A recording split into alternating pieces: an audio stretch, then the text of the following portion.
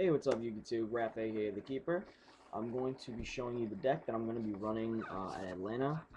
At least 98% of it. Just trying to tweak out 2 to 3 more cards, see what I want to do with it. I've been promising the video for the last week, so here's the update. Not too much has changed, slightly deferred from what I've been doing before. There's a few interesting texts that I'm throwing in right now, but based on like the spells and traps, most of that is pretty much the same as it's been for the last few decks. Side deck just recently changed. I'm still looking and tweaking ideas in that, and then in the extra deck, I'm looking to replace my Leviair with a Zen Mains. If I can't get my hands on the Zen Mains, I'm probably gonna put in a Mistworm. So yeah, just ideas on what you guys think about that. But anyway, here's the deck. I'm going to try to just run through this one real fast, unlike usual when I explain everything, because I'm pretty sure you're used to it from always watching my videos. Thanks, guys. So, started off, 3 Commandants, ulti first. This one is German, so people will have German cards, or any other actual language that's ulti Commandant, I would love it. So, 3 Commandants, 3 CP Spies, any foreign language one would be my next step up, because 2 of these are not mint, so actually 2 mint spies would be helpful. 3 recruiters, again looking for foreign languages. 2 descendant. Yeah, I stuck with 2. 3's too much, 2's too little. I'm stuck right now. But I took out the allure, so hopefully that'll stop me always having a problem with not having enough descendants. Because he still is just really, really good. 2,000 beater. His only weak part is his defense. That anything can pretty much run over it. And when he's at 17. So that's the downside. But 2 descendants. Hopefully 2 stealths is enough to just keep it live. Still been working. It's what I ran at the regional. It's what I've been running recently. So let's hope it pans out at Atlanta. 2 descendants. The 1 assailant still, because he's a boss. I need new sleeves. Anyway, so yeah, the 1 assailant, he's good. He's a good defense wall too at 2,000. So I never have a problem just setting him turn 1 with Necro Valley and bluffing the Spire recruiter, because they're usually not going to attack into a set card anyway when they see Necro Valley. So they've pretty much given you a free look at whatever you're going to do, and it lets you set up turn 1.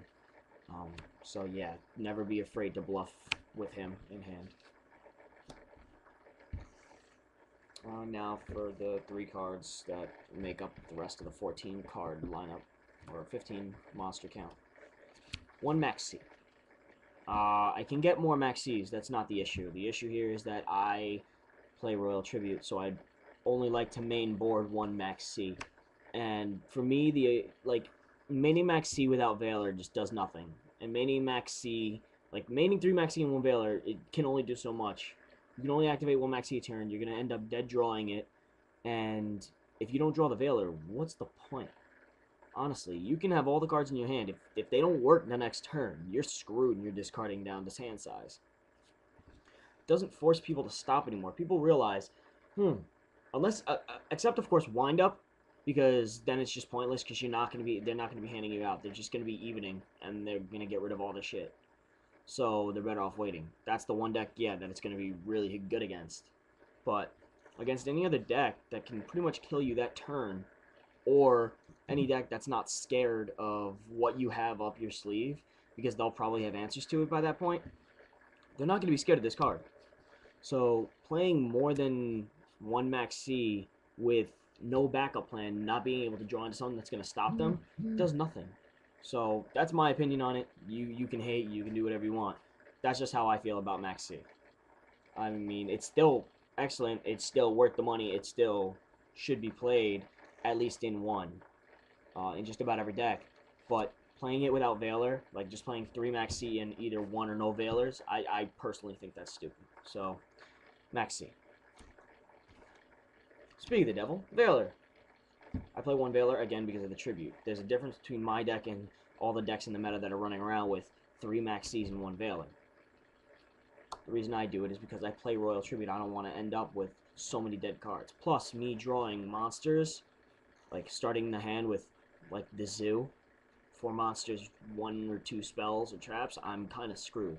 So, unless I'm opening up 4 monsters, Torrential Starlight Road, I see no avail.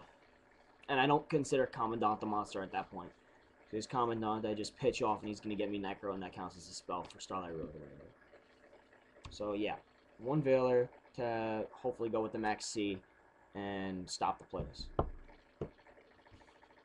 And the last really big tech that I'm going to try for Atlanta. Hopefully this pans out for me because I was trying to Veiler. I don't like it because I drop it too often. 1 side draw. I know I'm going to expect to see wind up, so I don't want to have to wait to side in. If I could draw this card and have the out early on in the game, it's just that much better for me. Because if I get handed out, this is my answer. I mean, it's, of course, if they have warning or solemn, whatever, I'm screwed. But that's what the deck does. So if I can have this, that's just early game 1 advantage for me. And then easy side out fodder as well.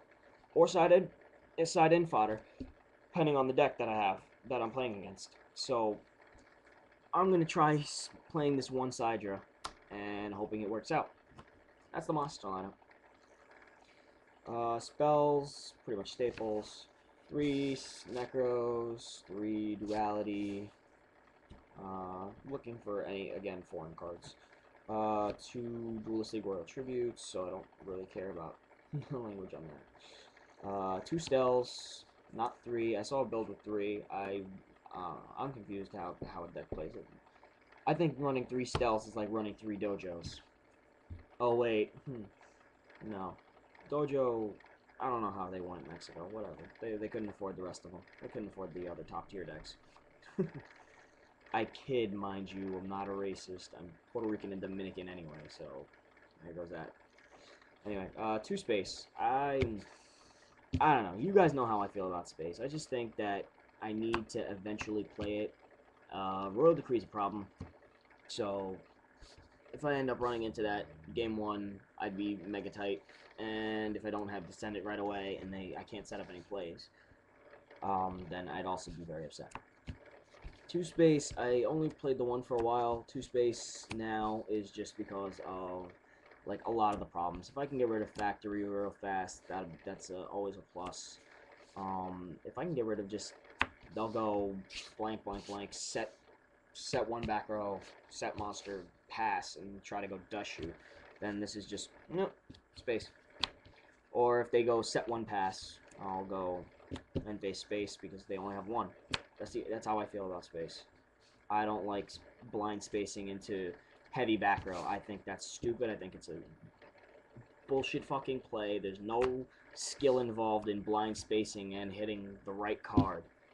Just wait it out, make them play out all their outs, and then when you have the right amount, you can space it. Or don't blind space unless you have a play to back it up afterwards. Like if they have 2 back row and I have a Dark Bribe that I drew this turn, sure, blind space something, set 1, go.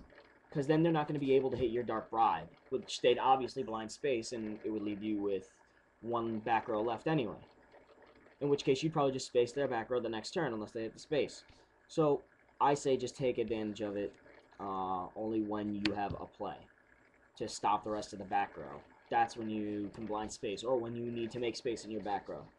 But that's how I feel about spaces and blind spaces. So, 2 space right now. I'm playing 42, so those are basically my added-in cards. I guess the format is right now just calling for me to play 2 space. I don't like it, but I live with it right now. 1 wand and 1 dark hole. I still play the wand. It's still really good with Recruiter, especially first turn. Summon, drop off. Hopefully you don't draw into the Commandant or the Necro Valley. Pitch, grab, you get 2 outs, set, go. It's just a really good first turn play. And it also gets over Ryo occasionally. Oh wait, I have no field spell. I can't search for anything. Summon. Okay, sure. Wand. Attack. And it baits out space. So, same way Shard baits out space, Wonder Wand baits out space. But Wonder Wand gives my monster attack. And a synergy with my deck. So, Wand. Really good. Traps. 3 bribe. I still play the 3 bribe. I still think it's really, really good. I love this card, and I will never stop playing 3 Bribe unless the format changes drastically. So, yeah, you can always go with 2, but I prefer 3. So 3 Bribe. I always feel comfortable with a Bribe. 2 Bottomless, named right now. It's not horrible against Inzectors either. So, you stop their play mid-play, they go Dragonfly, try to go Hornet, pop off, special, that, and you go Bottomless, and then they're asked out. But Inzectors, as good of a matchup you have against them, if they have Hornet in hand, it becomes an issue because they will be able to go off that turn. So there's just a lot of side decking that goes on with them. So keep that in mind. 2 Prison. I still stayed with the 2 Prison. I'm not adding the 3rd, and I'm not dropping down to 1 right now. So 2 Prison.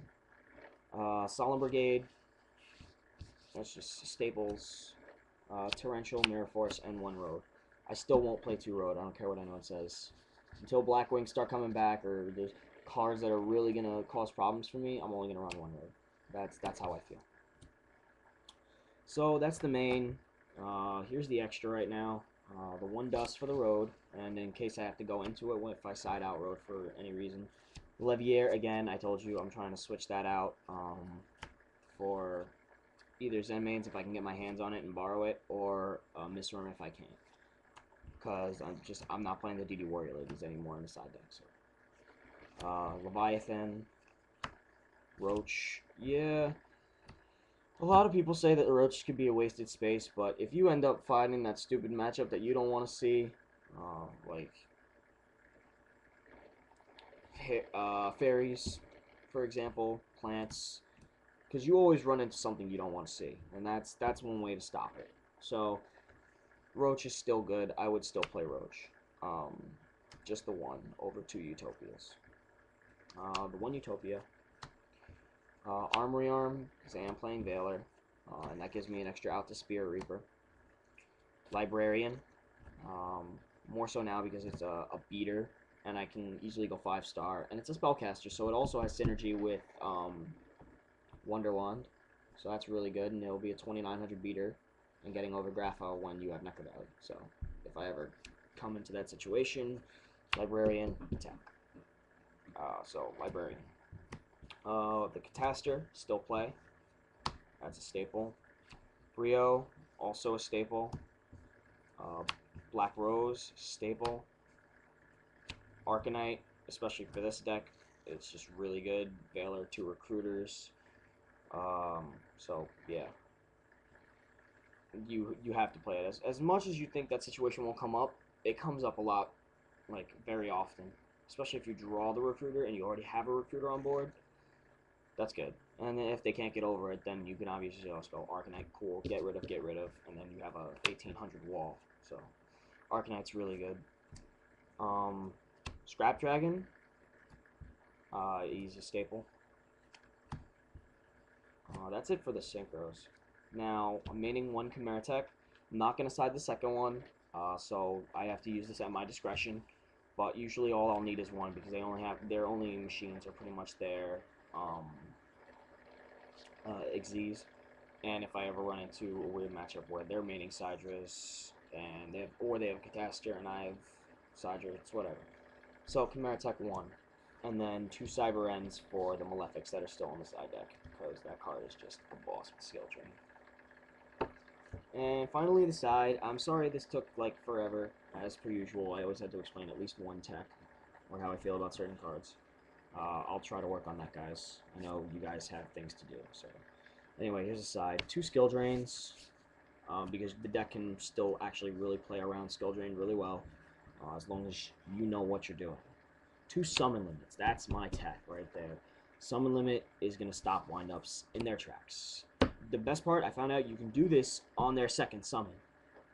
And then if they go try to activate Shark, because they have to reveal it in hand first, you flip summon limit, chain that they have a Shark in hand, and now you already know one of their few cards in hand, and then they can't summon for the rest of the turn. So if they go Tour Guide, summon, bring out Tour Guide or Sangan, whatever, summon limit. They're done for the turn. They can't Xyz. They can't do anything. So it's really good side card against them. It's not so good against Insectors unless they do the Dragonfly play, but at that point in time, they're probably going to get rid of this. So Summon Limb is just really good because it stops them, it stops rabbit, it stops plants. It hits a lot in the meta, so if you can play this card, definitely side it. So 2 summon limits. System down. Really good. You know how Zen Mains is a problem because if it would be destroyed or whatever? Yeah. System down says pay 1,000, banish all face-up machines your opponent controls and in their graveyard. Banish. Remove. No destruction. Oh, bye Zen Mains. So Zen Mains goes bye-bye, so does their whole field, and now you're on a level playing field. Where they thought they had the advantage, now you got rid of a bunch of them, and you got rid of them in the graveyard. So now Avarice and Torbus are just dead. They're just dead. Torbus, yeah, sure, it can keep reusing whatever. You have Necro Valley, it ain't doing nothing. So system down is really good. That's my attack. 2 Chalice. Again, if I'm going first, I'm going to want to take out the Veilers. I'm going to throw in 2 Chalice instead of the Veilers because they do the same thing. And it's also really good in damage cal. So Forbidden Chalice is just really good because I can set it before I play Necro Valley and Royal Tribute them. Or I can just hold it in hand, let them know that I have that in case they do have Storm and you don't have backup. I moved it down to 1 Secret Village because I don't see as many Dark Worlds. And if I do, okay, I'm going to have the 1 out, but I needed to make room for Kaiku in case that also happens. So 1 Secret Village over 2, just in case, because that matchup is deadly to me if I end up facing Dark Worlds. So 1 Secret Village. Second Sidra, windups. Second Veiler, in case I'm going second. Kaiku, as I just explained. Fossil Dyna is just a staple. And then 2 Malefic Cyber Ends. So yeah, that's the main, the extra, the side. Usually you side this in when you go with Skill Drain or if you face TGs. So yeah. You don't always side it in when you have Skill Drain though, by the way. Just letting everyone know that because there are decks that will still play Cyber Dragon, and if you don't have Skill Drain and they go Cyber Dragon, you're kind of assed out because they're going Chimera Attack with a big ass machine on your field. So, alright guys, thanks for watching. Let me know what you think about my text, about the new additions. So yeah, don't forget to like the video, subscribe up top. Gravekeeper, out.